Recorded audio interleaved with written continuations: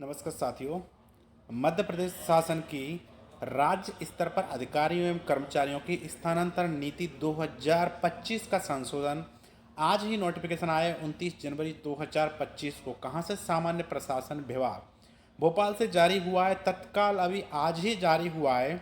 इसमें देख लेते हैं क्या क्या संशोधन हुआ है, किन किन अधिकारी कर्मचारियों के ट्रांसफर हो सकते हैं 2025 के अंदर।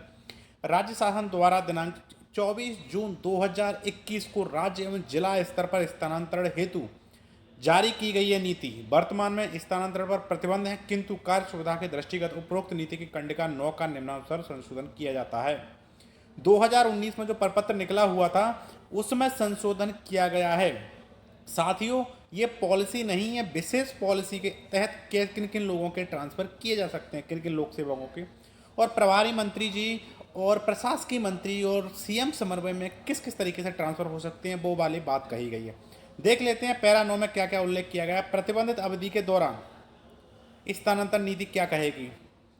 प्रतिबंधित अवधि में स्थानांतरण नीति में हटकर सामान्यतः केवल निम्न अपवादित परिस्थितियों में प्रथम, द्वितीय एवं तृतीय श्रेणी के शासकीय सेवकों के स्थानांतरण आदेश विभागीय मंत्री से प्रशासकीय अनुमोदन उपरांत जारी किए जाएंगे।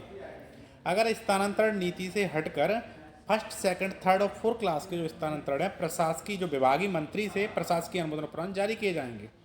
और आगे देख लेते हैं पैरा 2 क्या कहता है। नंबर 1, गंभीर बीमारी यथा कैंसर, लकवा, हृदयाघात या पक्षघात इत्यादि से उत्पन्न तत्कालिक आवश्यकता के आधार पर, मतलब कोई विशेष बीमारी है तो ये ट्रांसफर होगा, अन्यथा ट्रांसफर नहीं होगा। दूसरा पैरा क्या कहता है? ऐसे न्यायालयीन निर्णय के अनुक्रम में जिसके माध्यम से प्रदत्त आदेश के अनुपालन में अतिरिक्त और कोई विधिक विकल्प शेष न हो, मतलब कोई कोर्ट केस आया हो उसमें कोई विकल्प शेष न हो, स्थानांतरण करना ही पड़ेगा, तो ऐसी कंडीशन में आप प्रशासकीय अनुमोदन के बाद आप जारी कर सकते हैं ट्रांसफर। या फिर कोई विभागीय जांच चल रही है, उसकी विभागीय जांच लंबित हो, ऐसी चीज़ों के ऐसे लिए इस कंडीशन में आप ट्रांसफ़र कर सकते हो प्रशासकीय में, सीएम समन्वय की जरूरत नहीं पड़ेगी। और क्या है? अगर किसी को 1964 नियम 14 और 16 के अंतर्गत अनुशासनात्मक कार्रवाई प्रारंभ की जा चुकी है या वित्तीय अनियमितता, विशेष गंभीर अनियमितता हो, गंभीर शिकायत हो, उस कंडीशन में प्रशासकीय मंत्री प्रभारी मंत्री के अनुमोदन के बाद ट्रांसफ़र कर सकते हैं। ये कोई ट्रांसफ़र नीति नहीं है, एक तरीके कुछ छूट दी गई है थोड़ी सी।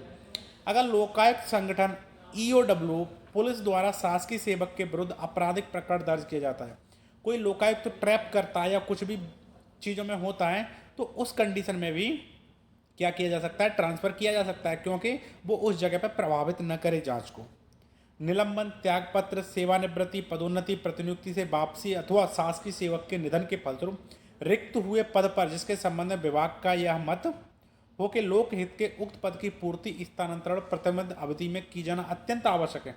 अगर लगता है उस पद की पूर्ति की जाना विशेष अति आवश्यक है, तो उस कंडीशन में नियुक्ति की जा सकती है। उसके कुछ रूल्स भी दिए हैं किस कंडीशन में की जा सकती है, क्योंकि पॉलिसी में एक्स्ट्रा नहीं कर सकते हो आप।